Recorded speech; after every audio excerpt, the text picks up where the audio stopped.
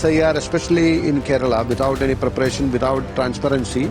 All they did in this assembly session was to pass one resolution jointly, as they have done in the past. Kerala is gearing up for the 2026 assembly elections, but a storm is brewing over the voter list itself. Is the special intensive revision of electoral rolls a democratic safeguard or a backdoor to something bigger, like the NRC? Let's analyze.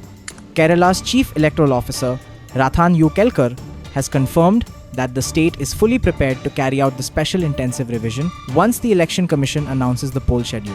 This process has 3 stages: publishing the draft electoral roll, scrutinizing claims and objections, and finally, releasing the updated list. The aim, officials say, is to ensure every eligible citizen is included in the electoral roll, while weeding out absentee, shifted, and deceased voters. In fact, SIR has already been carried out in Bihar as part of a nationwide constitutional mandate. But here's where the controversy begins. SIR is not very transparent and confidence-inspiring. So any sort of correction in the voter list, or clearing the anomalies, we are okay with that. We welcome the same.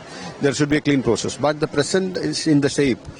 SIR is viewed as a political tool of the ruling party. And they are making all sort of, now even Rahul Gandhi has exposed so many anomalies that they have already carried out in the voters list. Vote chori issues are there. So SIR, especially in Kerala, without any preparation, without transparency, we cannot allow it. And also we are heading for the Panchayat elections, and assembly elections are 8 months down the line. So we don't think it is. It's with fair intention, with good intentions that they are coming up with the SIR. So that's why we unanimously oppose the same. The Kerala Legislative Assembly has unanimously opposed the move by passing a resolution against SIR, warning that the exercise could become a tool to implement the controversial National Register of Citizens. Lawmakers fear the same outcome as in Bihar, where many names were allegedly struck off the rolls, creating a politics of exclusion. The Assembly also highlighted the timing of the SIR exercise. Kerala faces local body polls soon, followed by Assembly elections in 2026. Rushing into an SIR now, leaders say, could disturb the democratic process. All they did in this assembly session was to pass one resolution jointly, as they have done in the past. The Congress and the left have previously passed resolutions against the Waqf Amendment Act, that is against the people of Munampam. They have passed a joint resolution to ask for the release of terrorist Madani, a convicted criminal who was convicted of bomb blasts. They passed a joint resolution saying he should be freed. And they now passed a resolution saying SIR should not be permitted in Kerala. I laid out the reason and rationale for why SIR is urgently required in India today, as SIRs have been done in the past. What makes the proposal even more contentious are the new conditions. Citizens born after 1987 must produce citizenship documents of one parent.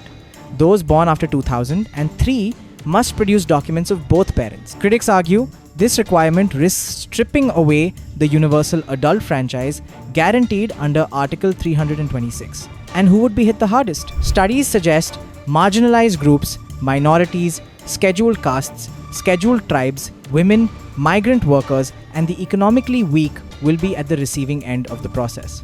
Even expatriate voters already on the rolls could lose their rights. The resolution further warned that the move could tie into the Citizenship Amendment Act, which opponents say communalizes citizenship. According to the Assembly, using SIR to enforce such provisions would be nothing short of a direct attack on Indian democracy. In a rare show of unity, both the ruling LDF and opposition UDF backed the resolution. The House has appealed to the Election Commission to abandon SIR in Kerala and instead stick to the regular voter list revision, one that is transparent, fair, and inclusive. So here's the big question. Is the special intensive revision a step towards cleaner voter rolls, or is it a slippery slope towards exclusion and division?